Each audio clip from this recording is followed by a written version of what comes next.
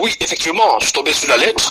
Cette lettre qui est apparue sur la toile il y a quelques 48 heures, datée du 19 avril 2023.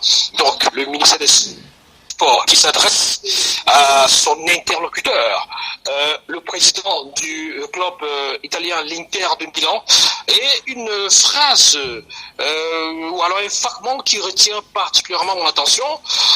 Nous vous prions de bien vouloir permettre à ce talentueux gardien qui a été jusqu'ici l'un des maillons forts de cette équipe d'assouvir son désir de continuer à représenter son pays d'origine et à faire rêver des millions de compatriotes en le mettant à la disposition des lions indomptables dès que besoin sera.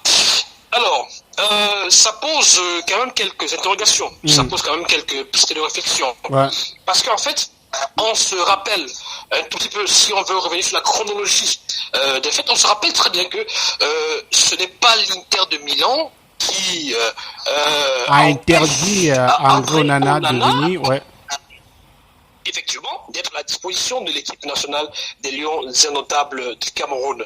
André Onana a fait une sortie pour il déclare prendre sa retraite internationale. Et au préalable, et avant ça, il y a eu quand même cette suspension de André Onana, cette sanction. Mon petit joue sur le côté. Oui, justement, on lui demandait de jouer sur le côté et il s'est mis de côté lui-même.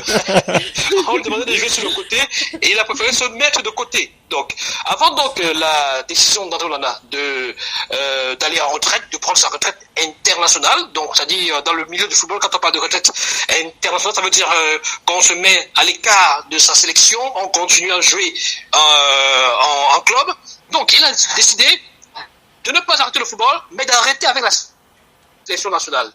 Voilà. Et au préalable, il y a eu cette sanction. Il faut revenir dessus. Il y a eu cette sanction infligée par la fédération camerounaise de football à l'issue quand même, à la suite des réserves émises par son sélectionneur Rigobert Song, qui a évoqué un problème d'indiscipline au cours de l'entraînement et aussi au cours de la préparation, la mise en place tactique du prochain match contre la Serbie, il me semble très bien. Donc, il y a un certain nombre d'éléments qui nous poussent aujourd'hui à nous interroger. Pourquoi est-ce que le ministre des Sports s'adresse au club et pas à la fédération?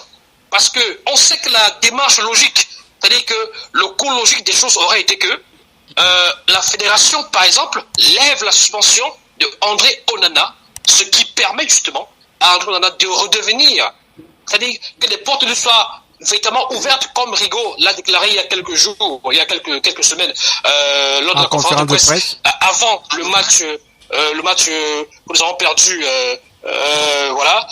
c'était contre quelle équipe encore là c'était en qualification de la Coupe d'Afrique Côte d'Ivoire. Oui, effectivement. Donc cette double confrontation justement, 1 but partout et 2 buts à 1 au match retour. Donc Rigobert Song avait déclaré que André Onana, les portes des Lions indomptables lui restent encore ouvertes. C'est-à-dire que il n'y a pas de souci, il peut revenir quand il veut, mais il ne peut pas revenir comme ça.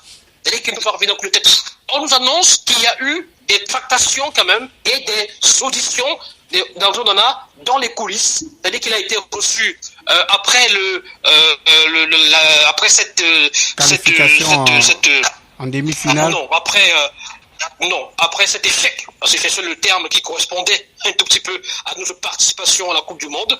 J'ai voulu du débâcle, mais c'était un peu lourd. Donc à cet échec à la Coupe du Monde 2022 au Qatar, il était reçu au Cameroun en janvier. Il était reçu par des personnes très haut placées. On parle du ministère des Sports, on parle même de certaines personnalités du côté de la présidence de la République, qui ont essayé d'auditionner André Onana, lui demandant ce qui s'était passé, sa version des faits lors de cette Coupe du Monde.